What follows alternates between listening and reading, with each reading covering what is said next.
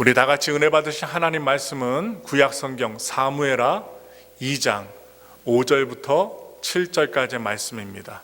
우리 성경책 찾으셨으면 앞에 있는 스크린과 함께 우리 한마음 한뜻으로 봉독하겠습니다. 다윗이 길리앗 야베스 사람들에게 전령들을 보내 그들에게 이르되 너희가 너희 주 사울에게 이처럼 은혜를 베풀어 그를 장사하였으니 야훼께 복을 받을지어다.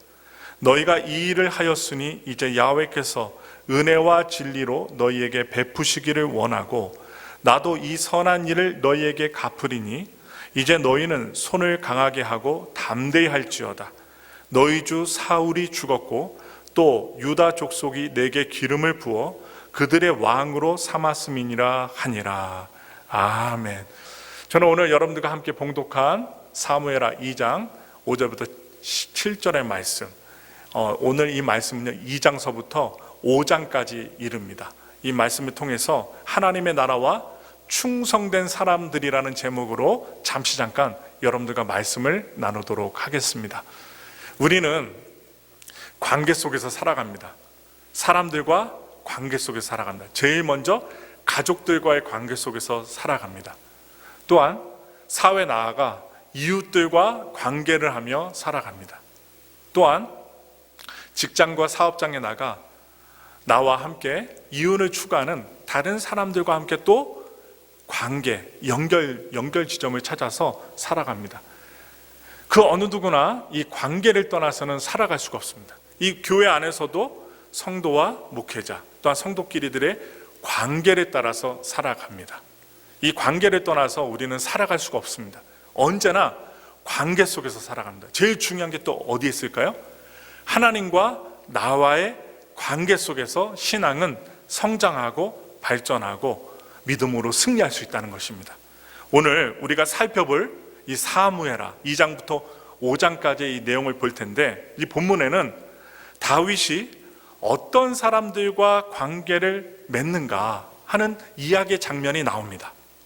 그가 어떻게 사람들과 관계 속에서 연결되어지는지 살펴보고 이 주님의 은혜를 교훈으로 얻는 귀한 시간이 되기를 바랍니다. 우리 다 같이 사무엘하 2장 1절을 읽겠습니다. 그 후에 다윗이 야훼께 여쭈아뢰되 내가 유다 한 성읍으로 올라가리까? 야훼께서 이르시되 올라가라. 다윗이 아뢰되 어디로 가리까? 이르시되 헤브론으로 갈지니라.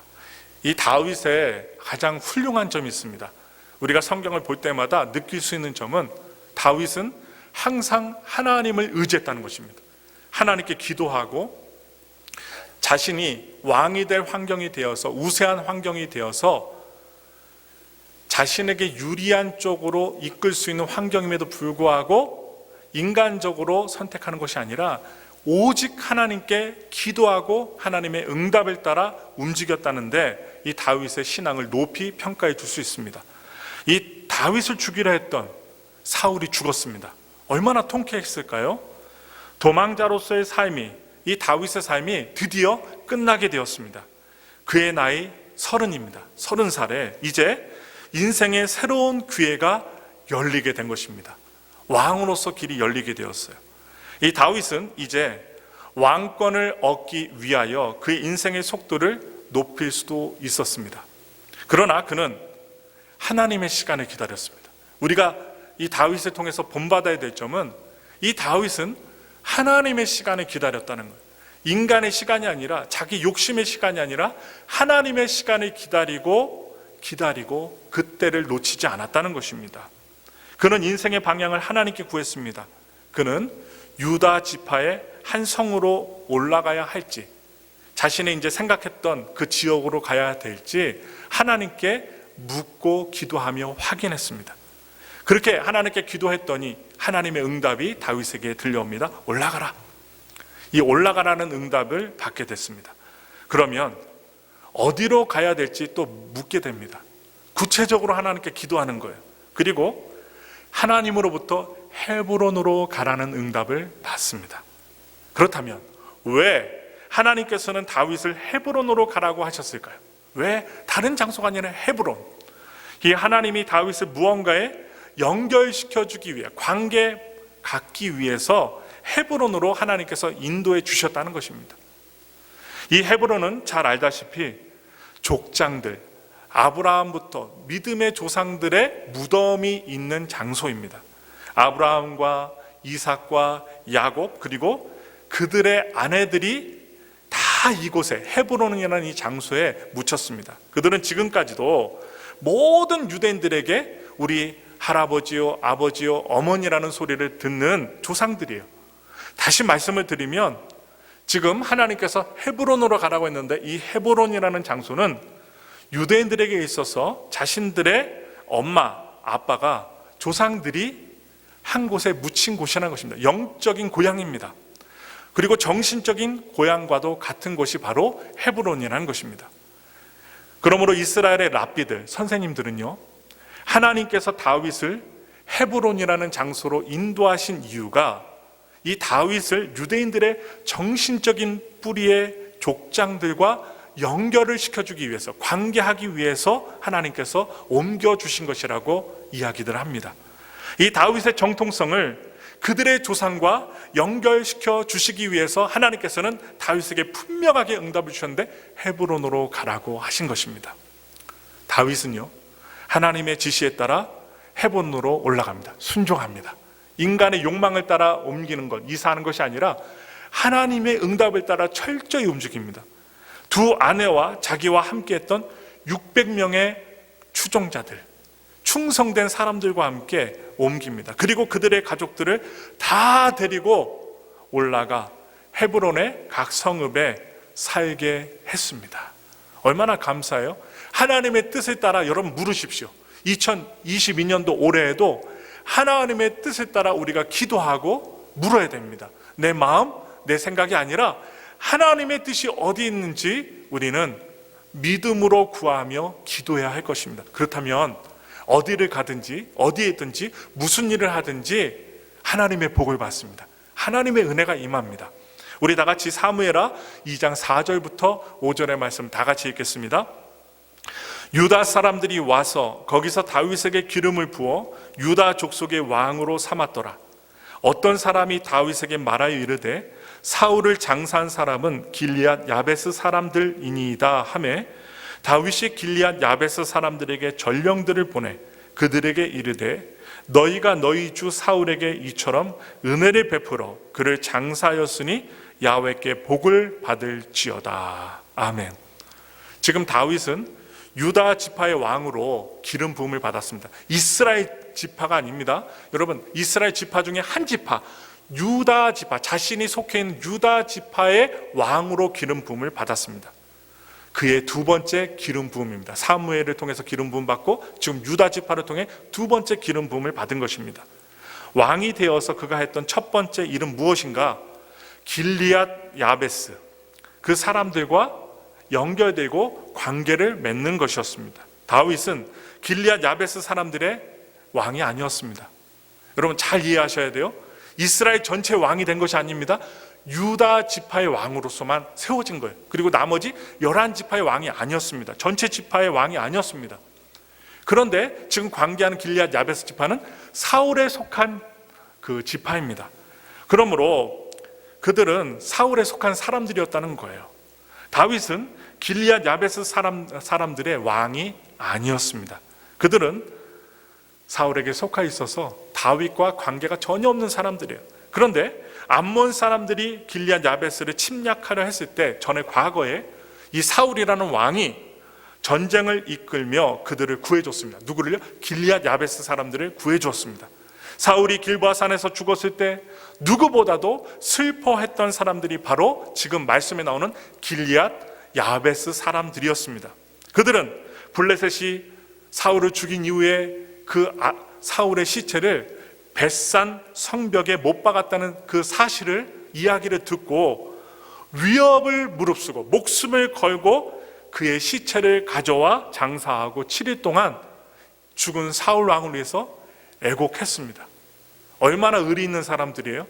자신을 구해주었던 사울 왕을 보답을 하는 거예요. 그의 시체를 목숨을 걸고 가지고 와서 장사 지내주었습니다. 그리고 금식했습니다. 애곡했습니다. 어떤 사람이 다윗에게 이러한 이야기를 다윗에게 해준 거예요. 우리 다 같이 사무엘하 2장 5절 말씀에 지금 좀 전에 보았죠? 말씀을 보시면 사울에게 이처럼 은혜를 베풀어 그를 장사하였으니 라는 말씀이 나와요. 이 말씀을 보시면 길리앗 야베스 사람들은 의리가 있는 충성된 사람이었습니다. 우리는 누구를 만나야 돼요? 의리 있는 사람들을 만나야 돼요. 충성된 사람들을 만나야 돼요. 남편과 아내도 의리 있고 충성된 사람들을 만나야 끝까지 갈 수 있습니다. 진실로 검은 머리 팥불이 될 때까지 사랑하겠습니다 라고 고백한 대로 살 수 있는 거예요. 의리 없고 충성이 없으면 어떻게 합니까? 금방 헤어지고 마는 거예요. 하나님의 나라에 있어서도 의리 있고 충성된 사람들을 하나님께서 원하십니다. 다윗은 사울에 대한 그들의 의리와 충성을 칭찬했습니다. 하나님께서 충성된 그들을 충실하고 변함없는 사랑으로 갚아주시기를 기도하고 이 다윗 왕이 원했어요. 자신을 기름 부은 지파가 아닙니다. 사울의 지파에 속한 지파입니다. 그럼에도 불구하고 하나님의 뜻에 따라 왕이 되었고 하나님의 뜻에 따라 전쟁터에 나가서 죽었지만 그 사울왕을 존대해주고 의리를 지켰던 길리앗 야베스 사람들을 축복하고 칭찬해 주었던 것입니다. 그리고 한 가지 더, 그는 길리앗 사람들에게 유다 사람들처럼 자신의 강하고 충성된 이 국민이 되어주기를 요청했습니다. 요청했어요. 하나님의 나라는 충성된 사람들을 통해 세워지고 확장됨을 이 다윗은 알았던 것 같습니다. 우리도 알아야 됩니다. 하나님 말씀을 보면서 하나님께 귀하게 쓰임받고 끝까지 갔던 사람들은 의리 있고 충성된 사람들이었다는 사실입니다. 우리 다 같이 사무엘하 2장 8절부터 9절의 말씀 우리 다 같이 읽겠습니다. 사울의 군사령관 넬의 아들 아브넬이 이미 사울의 아들 이스보셋을 데리고 마하나임으로 건너가 길리앗과 아술과 이스라엘과 에브라임과 베냐민과 온 이스라엘의 왕으로 삼았더라. 아멘. 지금 사울의 군사령관의 이름이 나와요. 사울의 군사령관이었던 이 아브넬이라는 사람이 있어요. 아브넬. 사울의 아들을 왕으로 세우고 다윗과 대결하게 됩니다. 그러니까 유다 지파를 통해서 다윗이 왕으로 세워지잖아요. 그런데 이스라엘에 또 다른 지파들, 사울의 가문에서 군대 장관했던 아브넬이라는 사람이 사울에 남아있던 아들 이스보셋을 왕으로 세웁니다. 그러니까 머리가 두 개가 된 거예요. 왕이 두 명이나 되었습니다. 다윗은 지역이 작지만 유다 지파 한 지파지만 헤브론에서 하나님의 부르심에 기초한 확고한 기반을 다지고 있었습니다. 반면에 지금 이 아브넬, 사울왕이 죽었잖아요. 왕이 없어졌습니다. 그러니 이 아브넬 군대 장관은 옛 영광을 빼앗길까 봐, 자신의 지위를 빼앗길까 봐 힘을 규합하여 다윗보다 훨씬 더 많은 지역을 11그 지파의 힘을 확보하고 지역을 확보합니다. 이 아브넬이라는 사람은 하나님의 뜻을 거스리는 자였어요. 하나님의 부르심에 기초하지 않았기 때문에 다윗을 왕으로 섬기지 않습니다. 그래서 아브넬은 보이는 힘을 추구하며 거기서 안정감을 얻으려고 했던 것입니다. 다윗의 첫 번째 위기가 여기서 와요. 왕으로 등극했잖아요. 근데 유다 지파 한 지파로만 왕으로 등극한 거예요. 사울의 삼촌이자 군사령관이었던 이 아브넬이 사울의 아들 이스보셋을 왕으로 세움으로 말미암아 나라가 갈라지게 되었어요. 아브넬은 철저히 정치적인 행동을 한 것입니다. 하나님의 뜻을 거스렸던 사람이에요. 그리고 이스보셋, 왕으로 세워진 사울의 아들이었던 남아있던 아들 이스보셋은 아브넬의 꼭두각시 역할을 할 뿐이었습니다. 그러니까 다윗의 이야기를 이렇게 점진적으로 살펴보면 끝도 없이 연단이고요. 하나님께 기름 부음을 받았지만 훈련의 훈련, 또한 어려움의 어려움, 이 어려움들을 끝까지 만나는 것을 봅니다. 그러니 귀하게 하나님께 쓰임 받았던 것 같아요.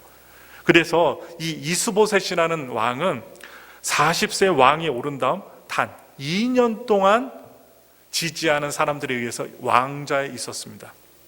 그래서 여러분 생각해 보세요. 다윗의 마음을 한번 헤아려 보세요. 다윗은 유다 지파 한 지파만 자기를 기름 부어 왕으로 세웠고 나머지 11지파가 다 이스보셋, 사울의 전통성을 따라갔으니 얼마나 마음이 아팠겠어요. 이건 진짜 왕이 아니잖아요. 왕이 두 왕이나 세워졌으니 그냥 자신을 보기에도 초라해 보였을 것입니다. 여러분, 사무엘하 2장 12절부터 13절 말씀 읽겠습니다. 네레의 아들 아브넬과 사울의 아들 이스보셋의 신복들은 마하나임에서 나와 기브온에 이르고 수르야의 아들 요압과 다윗의 신복들도 나와 기브온 목가에서 그들을 만나 함께 앉으니 이는 못 이쪽이요 그는 못 저쪽이라. 사울의 군대 장관 아브넬의 부대와 지금 다윗의 부대가 군대 장관 요압이 있습니다. 다윗의 군대 장관 요압의 그 부대가 서로 만나서 이제 싸우게 됩니다. 어디서? 기브온 목가에서 만나 싸움을 하게 됩니다. 반대편이었던 이 아브넬 군대 장관은 요압에게 먼저 싸움을 제안을 합니다. 그래서 이스보셋 왕의 편에 12명과 다윗의 신복 중에 12명이 대표로 나와서 기브온 목가에서 싸움을 하게 되었어요. 결과는 하나님이 함께 하시는 다윗의 승리로 끝나게 됩니다. 어디서 차이가 났을까요? 하나님이 함께 하셨어요. 그래서 이기게 되었습니다. 더 자세히 보면 주인에 대한 의리와 충성의 차이가 승리를 이끌게 된 것입니다. 그 의리와 충성심을 누가 주었습니까? 바로 하나님께서 다윗의 군사들에게 주었던 것입니다. 다윗의 신복들은 광야에서 다윗과 함께 고생하며 함께 도망했습니다. 함께 싸웠습니다. 함께 관계하였고 연결되었고 삶을 살아갔어요. 그러한 가운데 충성된 관계로 맺어졌던 것입니다. 충성된 사람들이 하나님의 나라를 위해 자신을 던질 수 있었던 것입니다. 여러분들의 목숨을 구해준 사람이 있다고 생각해 보세요. 그 사람을 위해서 어떠한 일이든 못할까요? 내 목숨을 구해줬는데 의리를 지키게 되는 거예요. 충성하게 되는 거예요. 바로 다윗의 사람들이 그랬습니다. 이 싸움에서 요압의 동생이 있습니다.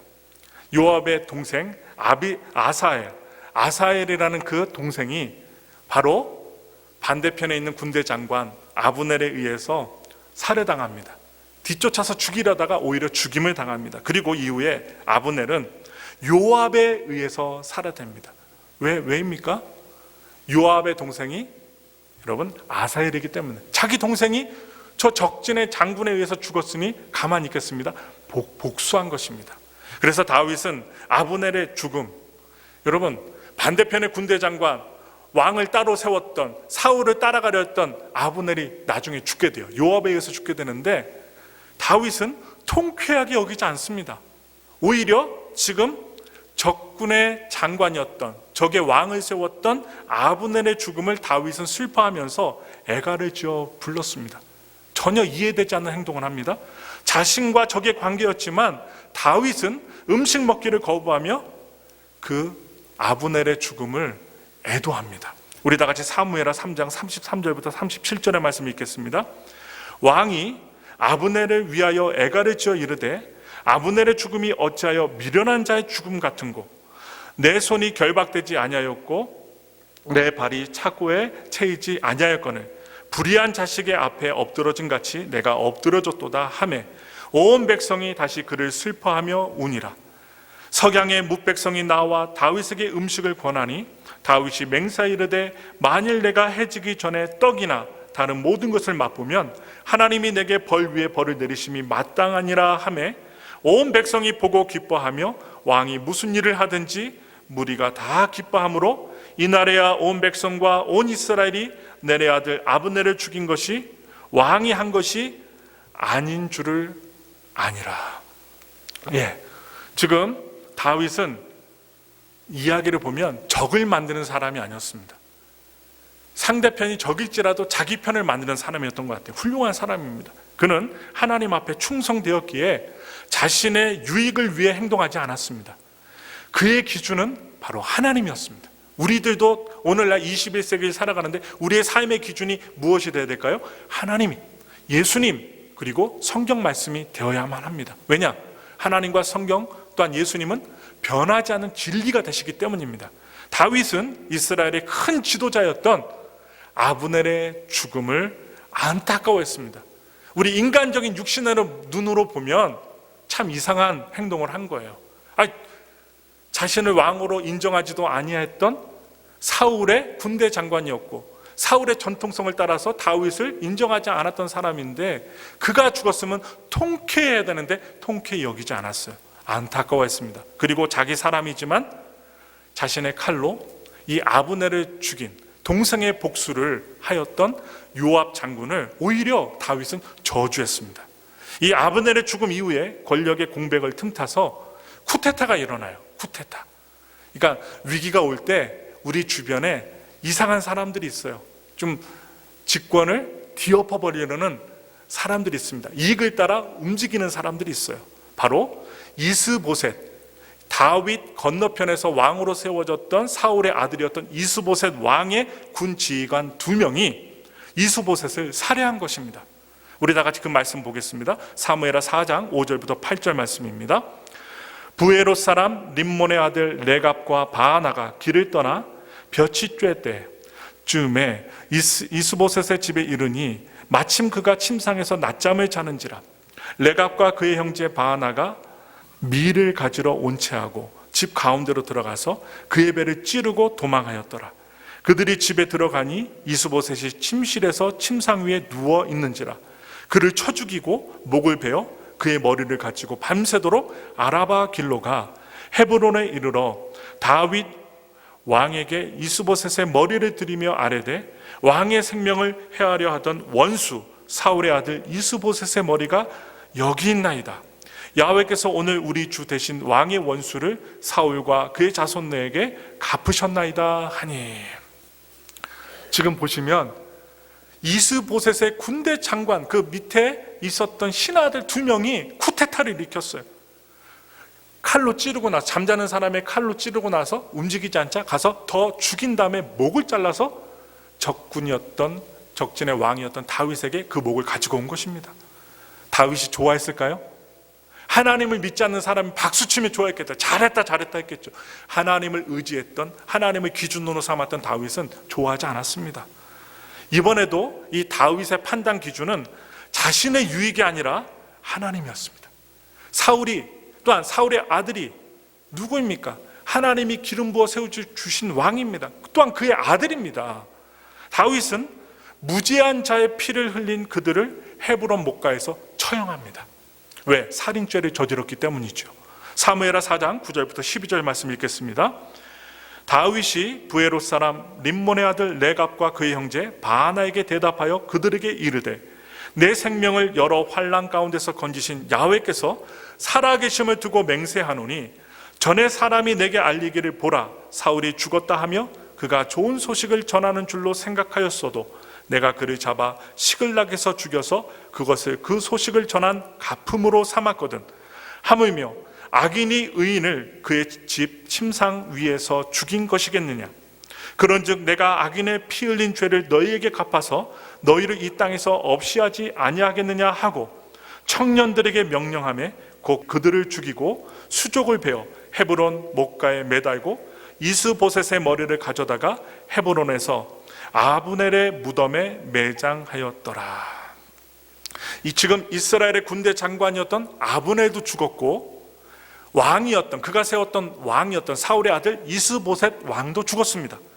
북쪽 지파의 장로들은요, 군대 장관, 정치를 했던 군대 장관도 죽고 그가 세웠던 사울의 아들 이스보셋도 죽으니 더 이상 버틸 수가 없었습니다. 그들은 결국 이 다윗을 찾아오게 됩니다. 다윗을 찾아와 그를 온 12지파의 왕으로 기름을 붓게 됩니다. 지금 우리가 짧은 시간에 설교로 말씀을 듣지만 정말 오랜 기간 동안 2년여의 기간 동안 다윗은 전쟁을 하고 가슴 아파하고 진짜로 이스라엘 왕이 아니라 유다 지파의 왕으로서만 살아갔습니다. 이제 하나님의 시간이 되어서 온 12지파의 왕으로 기름 부음을 받게 되는 것입니다. 헤브론에서 유다의 왕이 된 지 바로 7년 6개월 만에 이제 다윗은 온 이스라엘의 왕이 되었습니다. 그가 처음 사무엘에게 기름 부음을 받았을 때 그 기름 부음은 사울을 대신하는 왕이 되는 것이었습니다. 2대 왕이 되는 거예요. 이스라엘의 2대 왕. 따라서 그의 비전은 유다 족속의 왕위를 유지하는 것이 아니었습니다. 한 지파의 왕이 아닙니다. 그는 이스라엘 전체를 마음속에 품을 수밖에 없는 사람이었습니다. 그가 유다 지파 외 다른 11지파, 그 지파를 적으로 여기지 않았던 이유가 바로 여기에 있습니다. 이스라엘 모든 지파의 장로들은 다윗의 중심을 알게 된 것입니다. 그러므로 말미암아 온 지파를 마음에 품었기 때문에 대적이었던 다른 왕을 세웠던 아브넬의 죽음에서 이 다윗은 애곡하고 금식하고 안타까워했던 것입니다. 그는 이렇게 고백을 합니다. 사무엘하 5장 1절부터 2절의 말씀입니다. 읽겠습니다. 이스라엘 모든 지파가 헤브론에 이르러 다윗에게 나와 이르되 보소서, 우리는 왕의 한 고륙이니이다. 전에 곧 사울이 우리의 왕이 되었을 때에도 이스라엘을 거느려 출입하게 하신 분은 왕이시었고, 야훼께서도 왕에게 말씀하시기를 내가 내 백성 이스라엘의 목자가 되며 내가 이스라엘의 주권자가 되리라 하셨나이다 하니라. 아멘. 뭐라고 얘기합니까? 그들은 우리는 왕의 한 고륙입니다 라고 합니다. 고륙입니다. 이렇게 고백을 했어요. 이 말은 무슨 뜻일까요? 우리 모두는 한 피로 맺어진 한 형제라는 것입니다. 한 민족이라는 것입니다. 그들은 또한 하나님께서 다윗을 이스라엘의 주권자가 되게 하실 것을 알고 있었습니다. 다윗은 하나님이 그에게 심어 놓으신 언약과 비전을 아주 충성스럽게 의리 있게 마음에 간직하고 있었습니다. 이 다윗 자신이 하나님의 부르심을 받았지만 그것으로 교만하지 않고 하나님이 주신 약속, 하나님이 주신 그 비전을 다윗은 잊어버리지 않았습니다. 그리고 그 비전에 따라 상황을 판단했고, 인간적으로 박수치고 기뻐할 수 있었지만 그러하지 않았습니다. 모든 상황과 판단에 있어서 그는 기도했고 하나님의 뜻에 따라 순종했습니다. 그리고 행동에 옮겼어요. 그러니 지금 온 지파의 칭송을 받으며 왕위에 오른 것입니다. 처음 기름 부음을 받고 이제 37세가 된 다윗은 20년이 넘는 시간을 이 비전을 따라 살았고 마침내 이스라엘의 전체 왕이 된 것입니다. 20년입니다. 20년. 지금 우리는 코로나 팬데믹 2년을 넘기는데도 너무 힘들고 어려운데 다윗은 20년 동안이나 힘들고 지친 도망자 생활을 하였던 것입니다. 그런데 지치지 않았어요? 끝내 이겨냈어요? 그 이유가 무엇입니까? 하나님의 비전과 말씀을 잊어버리지 않은 거예요. 순종한 것입니다. 충성되게 의리 있게 하나님과 관계를 맺었기 때문에 그는 결코 경거망동하게 행동하지 않았습니다. 대적이었던 사람이 어떤 사람이 이스라엘 사람이에요. 같은 민족이에요. 그런데 죽었다고 기뻐하지 않았어요. 상대편의 이스보셋 왕이 죽었을 때도 기뻐하지 않았어요. 오히려 그를 죽였던 살인자들, 쿠데타를 일으켰던 사람들을 오히려 사형에 처하고 질서를 바로 잡았습니다. 그리고 그의 머리를 안전한 곳에 장사 지내어 줍니다. 얼마나 바른 모습입니까? 본받을 모습입니다.